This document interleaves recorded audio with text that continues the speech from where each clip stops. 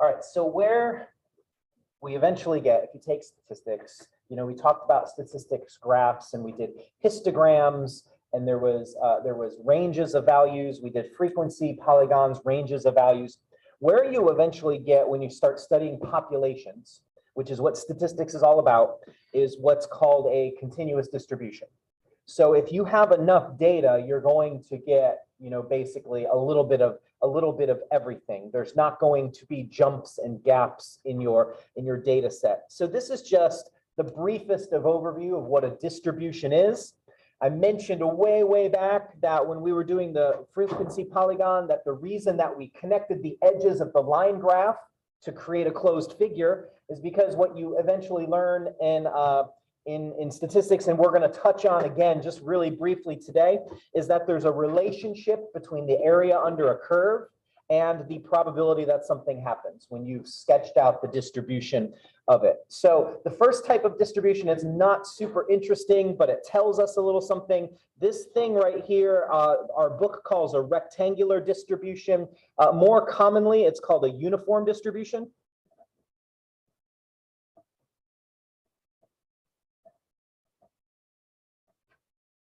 And the reason it's called uniform distribution is each value occurs with the same frequency. Oops, that's an O.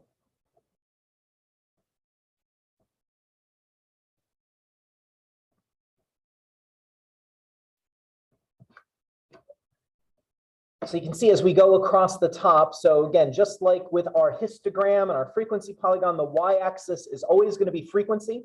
And you can see as we go across the x-axis, any value that I pick, okay, whether it's one of the marked values or whether it's something here, every value occurs with the same frequency. That's why it's called a uniform distribution.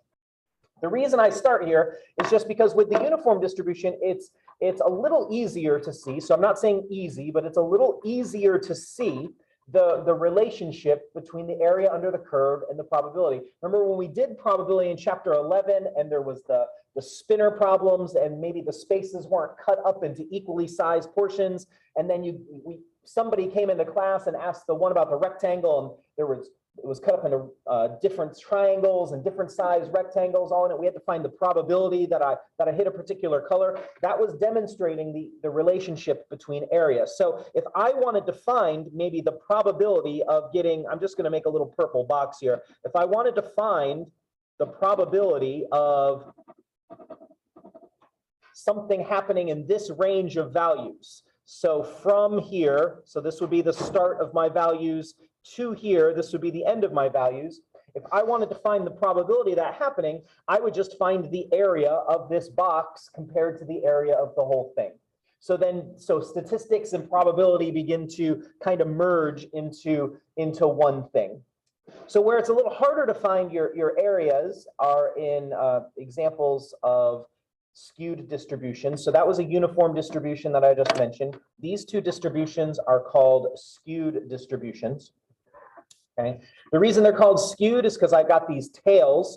Okay, so this tail means I've got these values that are skewed. They're out of the kind of what we would call, what statistically you'd call the norm. So we've got these tails. That the tail is the direction of the skew. Here we've got some values that are more to the right. They're bigger than the bulk of the curve. And here we've got some values that are less. They're further to the left than the bulk of the curve.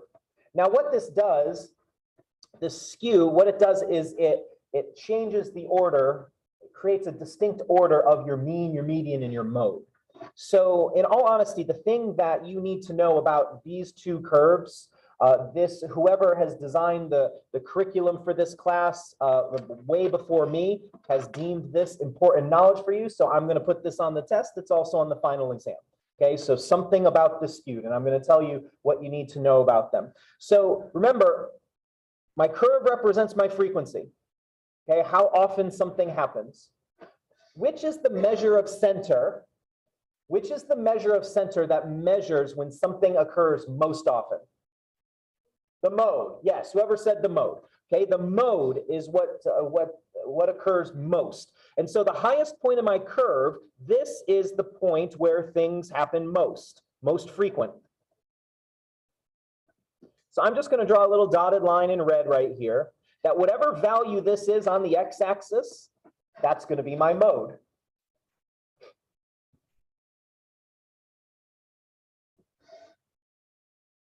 So the mode always occurs at the high point of your curve. So most frequent is my mode.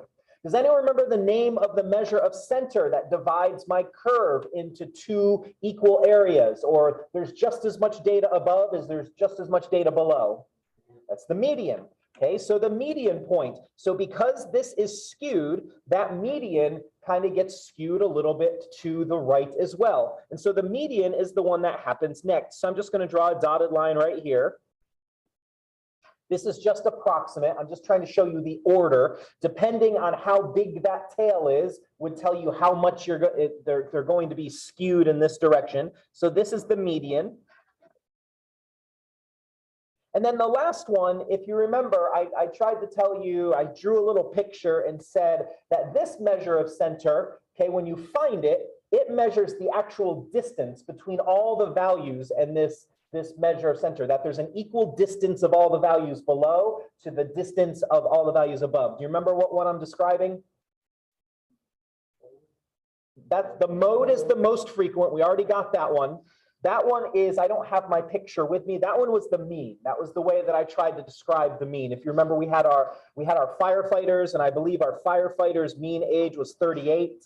And then we went down the list of ages, and I think the first one was 21, and we said, oh, yeah, it's minus 13. And the next one was 51, and that was plus 13. And so the mean is that value that there's just as much distance below as there is above. And so because of this tail, because that creates more distance to this end of the curve, the mean becomes the one, I'm not doing a dotted line apparently, I did a solid line just because I'm excited. The mean is the one that gets skewed the most, because now there's all that distance to those values that are above on the top end of the curve that I've circled. So the long and short of it is, what do you need to remember about something skewed right? You need to remember that the mode is going to come first, then the median, and then the mean. Okay, that's just a little bit of trivia that it was deemed important. Bless you. Wow, again, amazing. The same thing happens in reverse on this other curve. Again, at the top here, this is the point where we have the most frequent occurrence. Okay, so that again is my mode. But this time the tail's going downward, it's to the right, those values are lower. So the skew goes in that direction. So again, the median, which is 50-50, that 50-50 line is next. And then the mean, because I guess I'll do it solid because I did it solid on the other one. The mean, because of those values and the tail being so far different than the bulk, the mean gets skewed the most. So the purpose there is just to be able to identify the behavior of the mean and the median and the mode when we have skewed values. So all of that's fun and good, but that's not really what we're about today. The rest of our time is going to be with the title of the section. We're just going to talk a little bit about what's called the normal distribution. If you've ever taken a test, if you've ever taken the SAT or the ACT, those are examples of what's called a normalized test. I'll explain what that means in a minute, but it's referring to what's called the normal distribution. The normal distribution is also sometimes called a bell curve because of the shape of it. And so what I've done here on the page is I found a graph. It's just a picture from online of just a bunch of different bell curves. Okay, bell curves can have any height, they can have any spread out nature. So each of those different color curves, you can see the red one's kind of narrow and comes up to a very quick point. You can see the purple one that is in there is very, it doesn't have a steep slope. It's very kind of a laid back curve, but they are all examples of what's called normal curves. And in each of them, and I'm going to flip the page to a better drawing just because this one's kind of a jumble. I just wanted to give you some examples. On the next page, I've got just a plain normal curve, and we're gonna identify some key characteristics of it. So for the skewed distribution, we saw that the tails made the mean, the median, and the mode go all in different directions. But notice for the normal curve, okay, this is my most frequency. So this middle portion right here, that is the mode.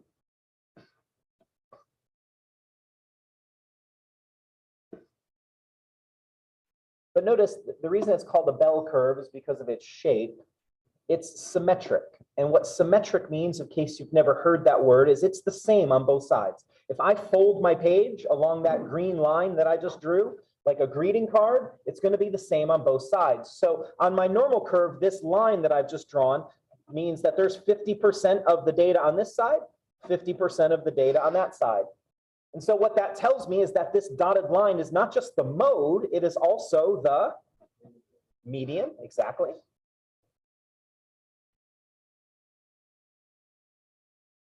And once again, because it's symmetric, because it's the exact same thing on both sides, and because the mean measures the distance, so I've got the same amount, I'm just going to draw an example, I've got the same amount of distance over here as I have over here. And that happens everywhere, no matter what level I'm at. I have the same amount of distance over to this point as I have over to this point. So that means that this middle line that I draw, in addition to being the mode and the median, is also the mean. Okay, so the normal curve is a little easier to deal with because everything is right there, right around the center. The mean, the median, and the mode are also that center value. But what you'll learn and what you'll find, and this is some advanced math, we're not going to do the advanced math behind it. We're just going to get the result, is that we can divide the normal curve. So if you're, for instance, we're going to talk about an example. If you measure the heights of either men or women, if you look at the distribution of heights in the United States of men or women, they are normally distributed. Okay, and so here's my normal curve, and here's my mean. I'm just going to label the mean. And you see, I've got some other dotted lines right there. We didn't talk about it. It's a big thing you'll talk about if you take a statistics class, any statistics class. But a way to measure how spread out the data is, okay, is you'll find something. You don't need to know anything about it except for this term. So a way to measure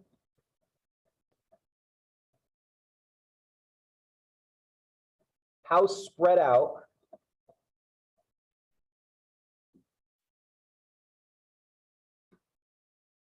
kind of talked myself into, got to use a word twice in a row. A way to measure how spread out data is called the standard deviation. I know that's not the best constructed sentence, so I apologize.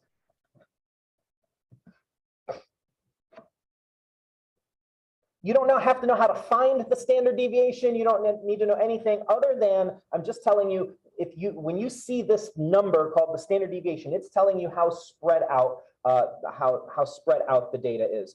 You don't have to flip your page. I'm just going to flip back to page 1. So for instance, on this normal curve, this red one, because it's a thin normal curve, this would have a small standard deviation.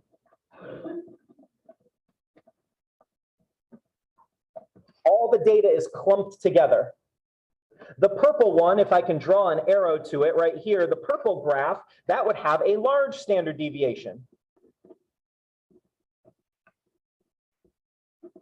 Because all of your data is way more spread out than in the red one. And the other ones, the yellow and the blue and the green, they have a standard deviation somewhere in the middle. So the narrower your normal curve, the smaller range of values of all your data. That means the data is not as spread out, that standard deviation will be smaller. The wider the normal curve means that the data would be more spread out.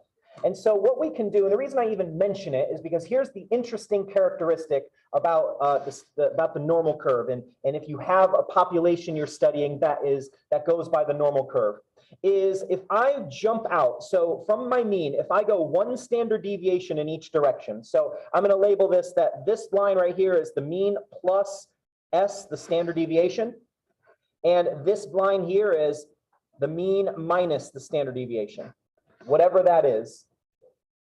Always, and no matter what, no matter how narrow, no matter how wide your normal curve is, there will always be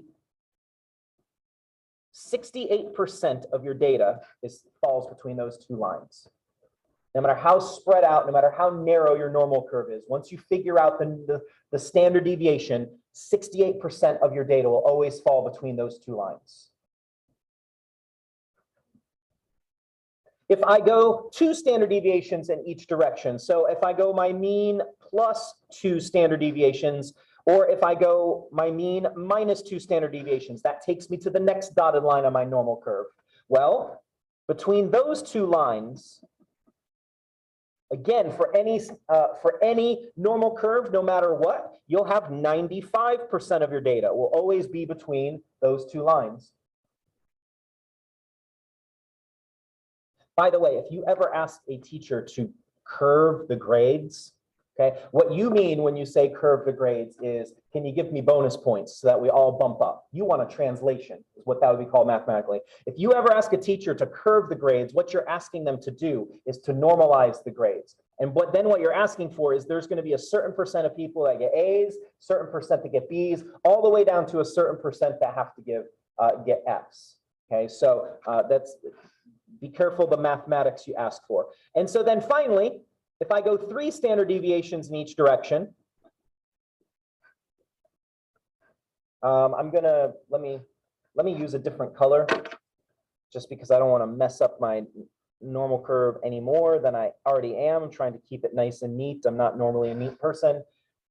So if you go 3 standard deviations, then 99.7%, almost everything, almost all your data you'll find within 3 standard deviations of the mean in the normal curve.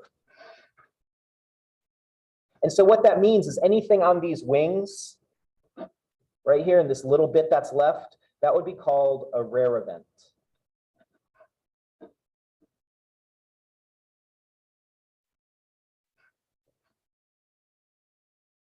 So these percentages, the 68% that fall within 1 standard deviation, the 95% that fall within 2 standard deviations, the 99.7 that fall within 3, this is what's called the empirical rule.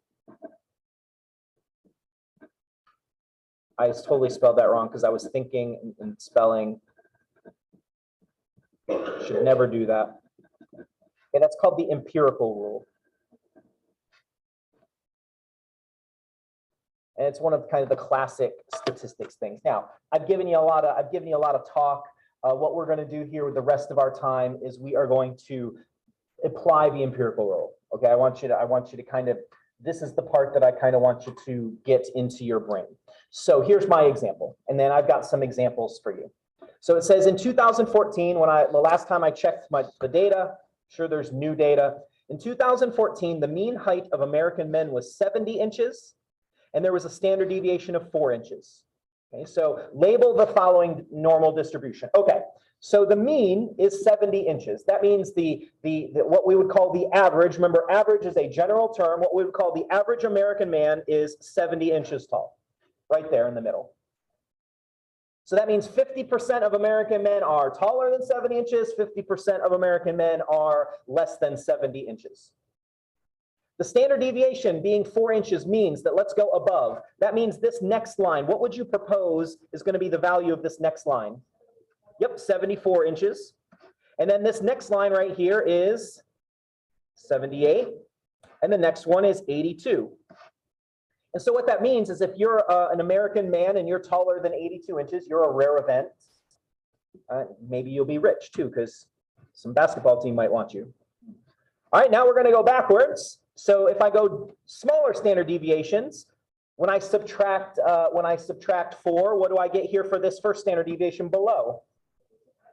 Okay, 66. And then the next one's going to be 62 inches, and the next one's going to be 58 inches. And again, if you're an American man and you're shorter than 58 inches, then you are a rare event.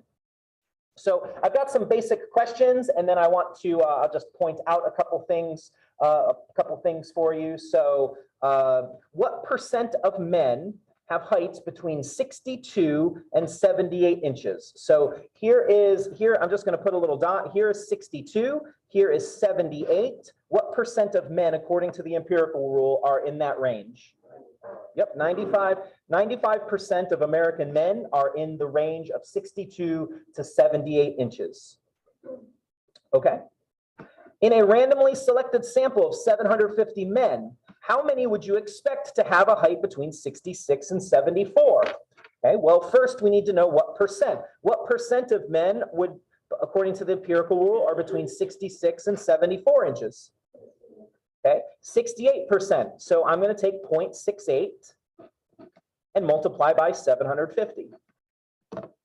So if I took a group of, and I picked them at random, then what I would expect, or I'd be pretty close, is I'd have 510.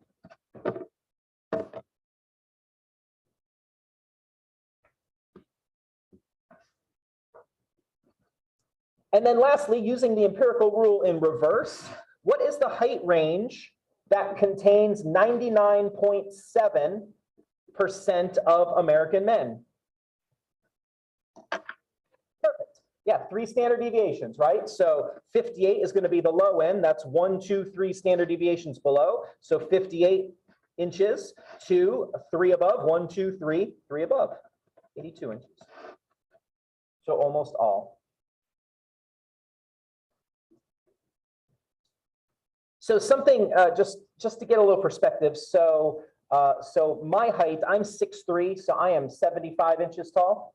So I would be right here on the normal curve. This is the Perkster right here. Now, we're not going to do it in this class, but if you do take a statistics class, what you can then do, because the normal curve is symmetric, I could figure out I'm taller than what percent of the population. If you've ever taken a standardized test and they told you you are in the, let's say, 75th percentile, that 75th percentile means that you are better than or scored better than 75% of the population. So you can statistically figure out what's going on right here. At one point, I think Shaquille O'Neal, I think he's 7'2".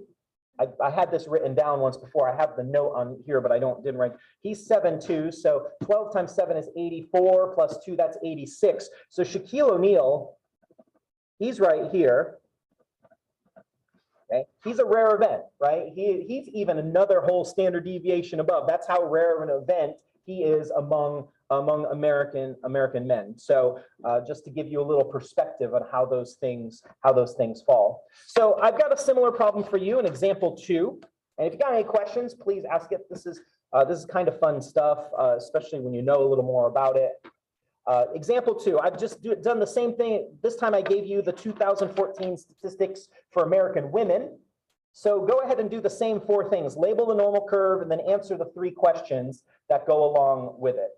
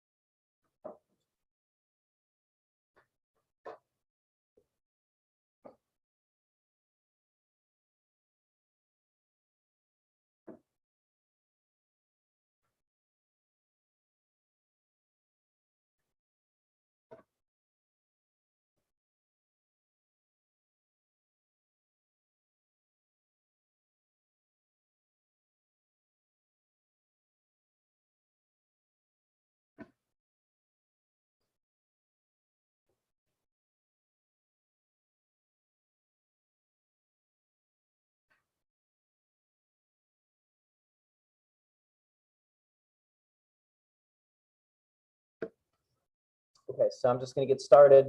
I'm going to ask you to do the same thing on the test. So just, look over these examples. There's a couple things like this on the homework. So in 2014, the mean height of American women was 75. So you can see the mean for women is slightly shorter than men. Their standard deviation is a little bit less. So that means they're not as spread out. There's a little bit less variety. It's kind of minimal. So we're going to label the normal distribution. So the mean is 65. I'm going to get taller first. So when I add 3.5 to that, you should have got 68.5.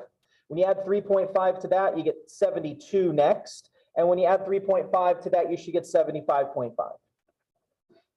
And then subtracting, when I subtract 3.5 from 65, I get 61.5. And then when I subtract 3.5 from that, do I get 58?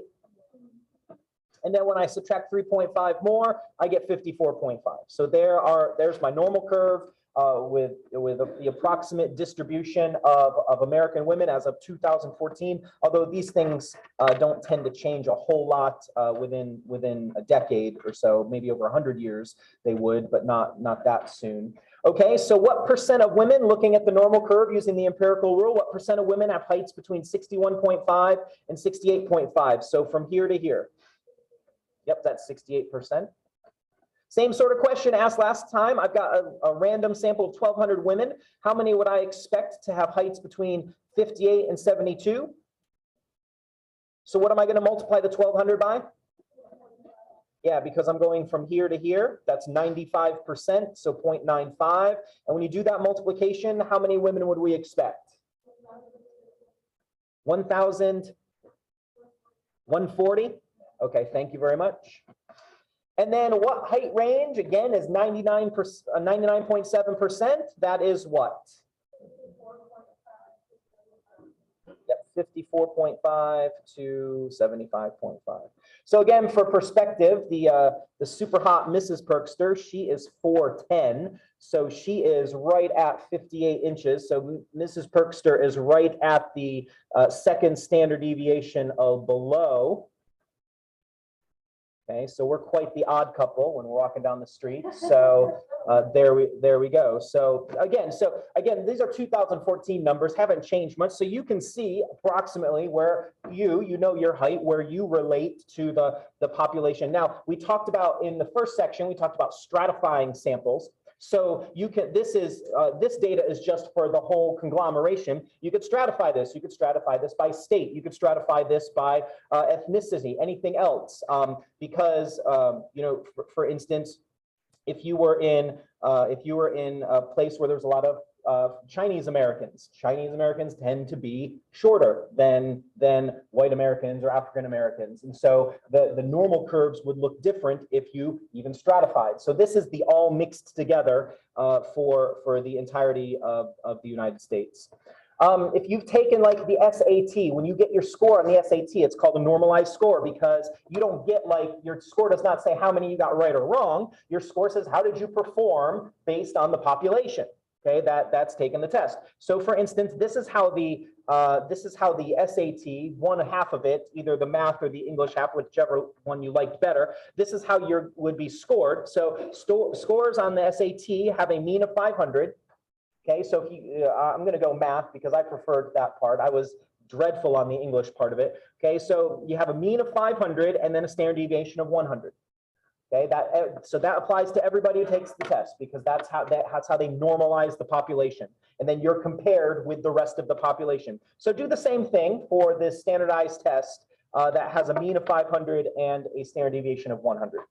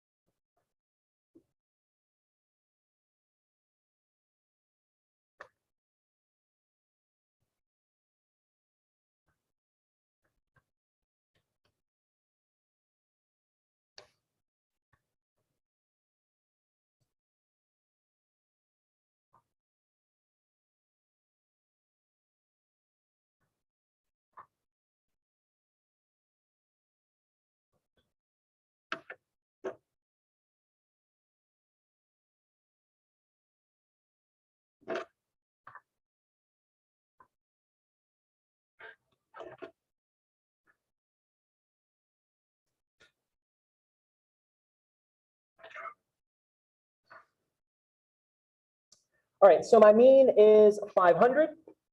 The standard deviation is 100, so that means going above the mean. We've got 600 and 700 and 800. That's why 800 is considered a perfect score on the SAT. They don't, I guess they don't really have rare events on there. They normalize everybody to 3, and then going below, you got 400, 300, 200. So you get 200 on the SAT just for signing your name to the sheet and turning it in. So what percent of students score between 200 and 800 according to the empirical rule? 99.7%. That's 3 standard deviations. In a randomly selected sample of 350 test takers, how many would you expect to have scores between 400 to 600? So from this range, what am I going to do to find that? 0.68 times 350, and then what do you get? 238. Pardon me. And then what is the score range that contains 95% of the results? Yeah, 300 to 700. So again, for perspective, high school was a long time ago for the Perkster, but I got a on my math part, I got a 780. So I was almost the king. And then on my English part, I got a 480. Could barely speak.